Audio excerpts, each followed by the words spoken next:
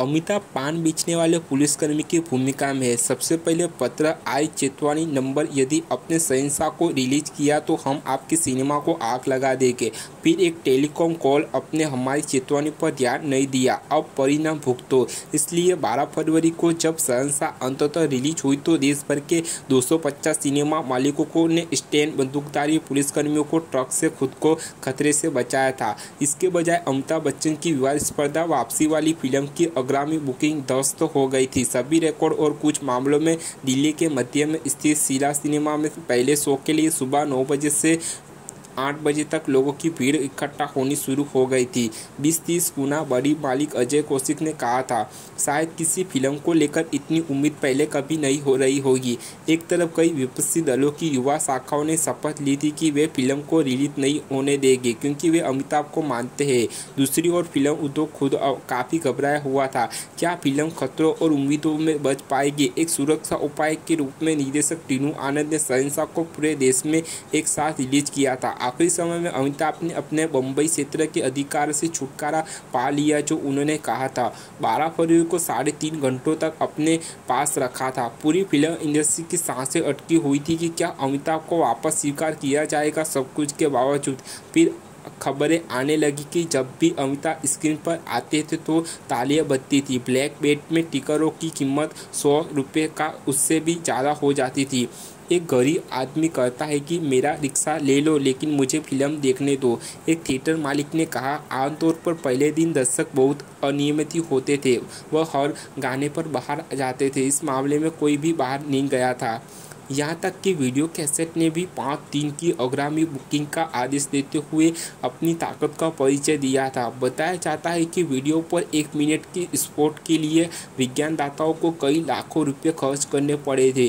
वाराणसी में एक थिएटर में रविवार को सुबह 7 बजे एक अतिरिक्त शो था, तुरंत हाउसफुल था। इवनिंग न्यूज में दलीप संडील ने लिखा था, शहंशाह से थोड़ा सा भी जुड़ा कोई भी व्यक्ति है या कोई भी चीज़ सोना बन नहीं रही है। यह जैसा कि एक बॉम्बे फिल्म प्रवक्ता ने बेतुका ढंग से कहा था।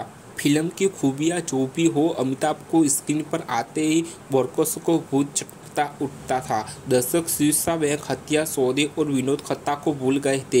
1.5 साल बाद अमिताभ की रिहाइशी से साबित होता कि वह इंडस्ट्री में बाकी सभी से कितने आगे है। दिन रात के दौरान अमिताभ एक बच्चे पान बचवाने वाला पुलिसकर्मी की भूमिका निभाते। रात में वो शहंशाह, सुपरमैन और पैटम हो गए हैं। माइकल जैक्सन से प्रेरित कपड़ों के साथ एक विशालकाय व्यक्ति शराब के अड्डों, तस्करों और दुल्हन जलाने वालों को उड़ाते हुए परिदृश्य में आगे बढ़ रहा है।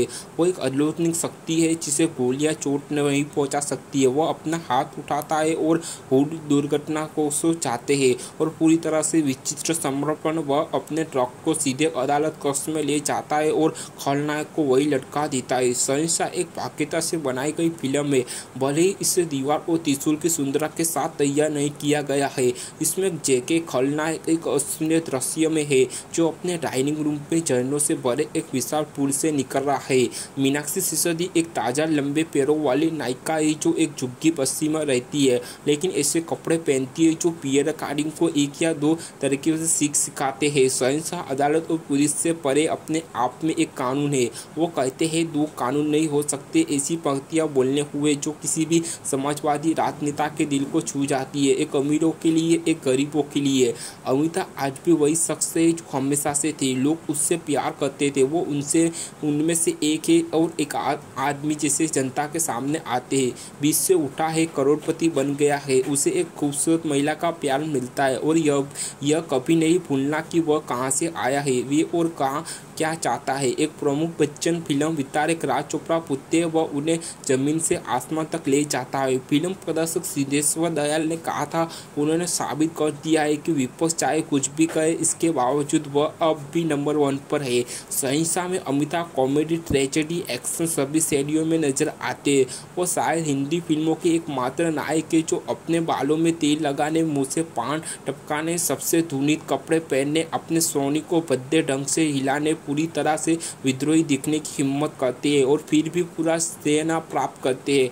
वो अपनी पिछली फिल्म की तरह अकेले व्यक्ति की भूमिका भी निभाते हैं जो बुराई को दूर करने के लिए अजीब रातों में दिखाई देता है। अमिताभ विशेष है क्योंकि वह इतने परिचित है, वो इतने लंबे समय से सिनेमा के दर्शकों के लिए बहुत मायने रखते हैं।